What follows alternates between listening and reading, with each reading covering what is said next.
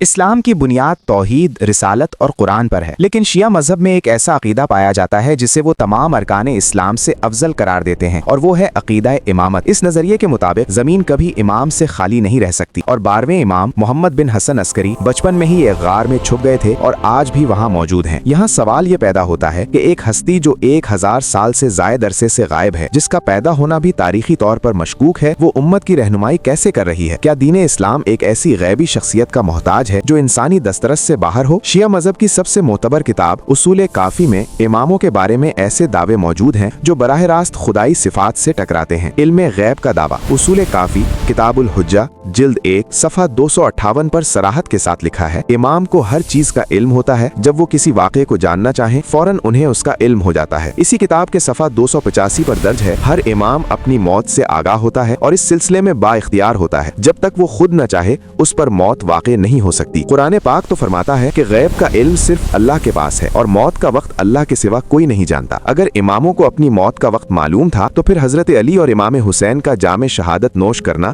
ایک ایسا الجھاؤ پیدا کرتا ہے جس کا جواب عقل کے پاس نہیں۔ آج کے دور میں لطف اللہ صافی جیسے کچھ شیعہ علماء یہ دعویٰ کرتے ہیں کہ ہم اماموں کو عالم الغیب نہیں مانتے، اور محب الدین الخطیب جیسے ناقدین پر بہتان تراشی کا الزام لگاتے ہیں۔ مگر سوال یہ ہے کہ کیا یہ قذف بیانی نہیں؟ ایک طرف آپ کی بنیادی کتاب اصول کافی جلد 1 صفحہ 285 پر لکھا ہے کہ جو امام غیب کا علم نہیں رکھتا وہ لوگوں کے لیے حجت نہیں، اور دوسری طرف عوام کے سامنے اس کا انکار کیا جاتا ہے۔ کیا یہ تضاد ثابت نہیں کرتا کہ یہ عقائد اسلام کے بنیادی ڈھانچے میں فٹ نہیں بیٹھتے؟ 12ویں امام کا ایک غار میں چھپ جانا اور صدیوں تک زندہ رہنا ایک ایسا عقیدہ ہے جو عقل انسانی تسلیم کرنے سے قاصر ہے۔ اگر وہ امام ہدایت کے لیے تھے تو غار میں چھپ کر ہدایت کیسے ممکن ہے؟ اگر اللہ نے دین مکمل کر دیا تھا سورہ مائدہ آیت 3، تو پھر ایسے امام کی کیا ضرورت جو امت کی نظروں سے اوجھل ہو؟ دراصل یہ تمام باتیں افسانوی رنگ رکھتی ہیں، جن کا مقصد عوام کو ایک غیر مرئی ہستی کے انتظار میں مگن رکھنا ہے۔ دین اسلام واضح، روشن اور عقل کے مطابق ہے۔ ایسے عقائد جو قرآن کی آیات اور انسانی عقل دونوں کے خلاف ہوں،